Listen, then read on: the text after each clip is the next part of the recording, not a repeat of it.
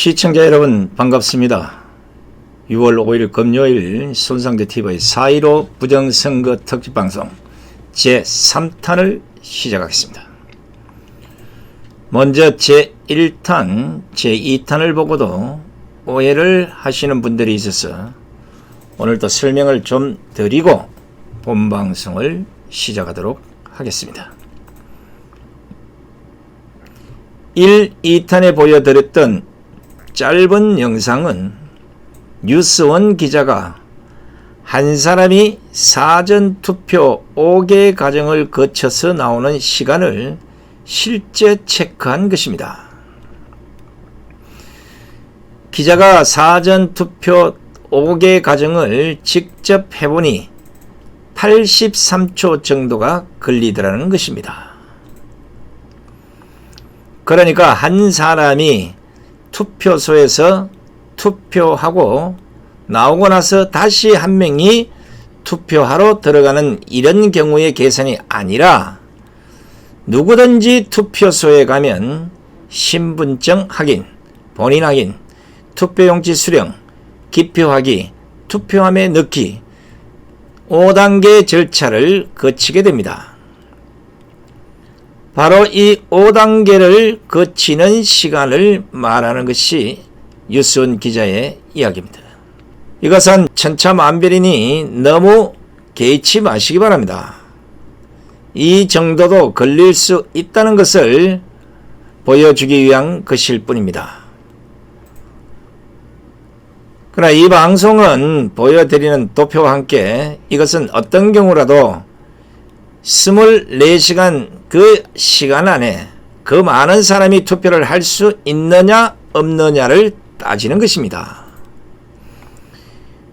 이건 24시간 계속 투표를 하는 것을 가정한 것인데 만약 밀리거나 기표소 등에서 병목이 걸리면 더 많은 시간이 걸릴 것이고 그러면 오히려 더 문제가 있는 것입니다. 그러니까 1탄 전국, 2탄 서울, 오늘 3탄 경기도의 경우 사전선거 24시간 동안 그 인원이 과연 투표를 끝낼 수 있느냐 이것을 따지는 것입니다. 이건 간단하게 투표장과 똑같이 만들어 놓고 100명 정도만 막히지 않고 순조롭게 투표를 해보면 100명 투표 끝나는데 얼마나 걸리는지 시간이 대충 나올 겁니다. 그럼 그 시간을 전체 투표자 수와 대비해서 환산하면 사전투표 24시간 동안 몇 명이 투표를 할 수 있는지 나올 것이고 그 수치가 너무 황당하면 문제가 있는 것이 아니겠습니까? 여기에는 그나마 이번 선거에서만 있었던 열체크, 소독제 바르기, 비닐장갑 수령 후 착용 빠진 시간입니다. 또 장애인, 노약자, 몸이 불편한 분들의 지체 시간까지 모두 평균으로 잡은 것입니다. 바로 이 결과를 가지고 가능한지 안 한지 한번 시험해보자고 선관위에 촉구하고 있는 것입니다. 시청자분들의 보내주신 의견 감사드리고요. 앞으로도 적극적인 의견들을 많이 개진해 주시면 감사하겠습니다. 그럼 오늘은 사전투표 경기도를 한번 분석해 보겠습니다. 오늘 방송을 처음 보는 분들이 계실 것 같아 먼저 사전투표 방식을 설명드린 후 통계 자료를 통해 경기도 분석 내용을 들려드리겠습니다. 먼저 투표는 유권자가 투표소에 가면 간내 투표의 경우 신분증 확인, 본인 확인, 투표용지 수령, 기표하기, 투표함에 넣기 이 과정을 거칩니다.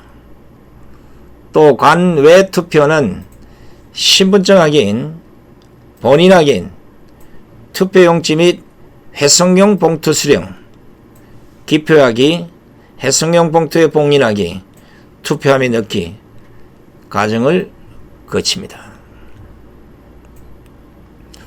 오늘 경기도의 경우는 최단시간은 부천시로 한 명당 6.1초의 시간이 산출됐으며 최장시간은 연천군으로 79.2초로 산출됐습니다. 경기도 역시 대부분이 19초 안쪽입니다. 15초 이하는 수원시 건성구 14초, 수원시 영통구 13초, 의정부시 14초, 고양시 일산서구 13초, 의왕시 14초, 남양주시 11초, 오산시 14초, 용인시 수주구 9.9초, 용인시 기흥구 13초, 광주시 13초 등입니다. 나머지는 방송 말미에 게재된 도표를 통해서 확인해 보시기 바랍니다. 지금까지 선상TV를 시청해 주신 시청자 여러분 대단히 고맙습니다. 안녕히 계십시오.